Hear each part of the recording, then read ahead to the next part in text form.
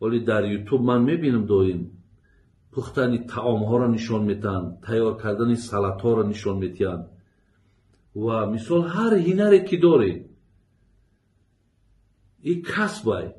وقتی شما ویا برای دیگران تعلیم میکنین، در عوضش اگر به شرطی که همون یوتیوب مبلغی که برای شما جدا میکند حلال هیچ باکی ندارد.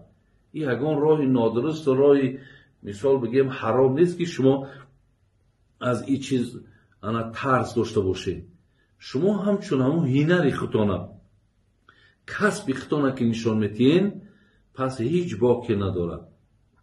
بهترین میشود که امروز زنهای امروزه خواهرای ما مقصد یاد میگیرن همون طرز طعام تیار کردن، طرز سلات تیار کردن. وزی میدونید که بسیاری از زندگی هایی که در همین تاجیک ما هست، یکی از سبب های با ویران شدن زندگی هم انمی کیبانو نبودن های.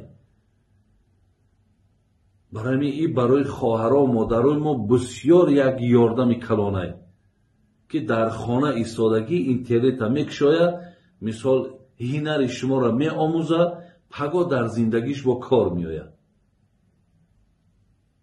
برای خوش به حالتون. حتی من بسیاری از خواهرها را می دانم که اونها را یک آدم یک محفل معرکه میکنه برای سلات، اونها را مثال بگیم با اصطلاح مثلا زکس میکنن، میارن او تیار میکنه، بین مهنت میکنه، با برآمدنش دا اهل خانواده با مبلغش میته برای خدمت کردگیش. البته درسته هیچی باکی نداره. چی این خیل بریم مثال مهنت کردگی مون بفروشیم، یا چی مثال یک آدم فرمایش ممکنه تیار کنیم، یا اینکه با طریق اینترنت از طریق یوتیوب مبلغش گرفتن بگی هیچی باکی نداره. حلال است، درسته.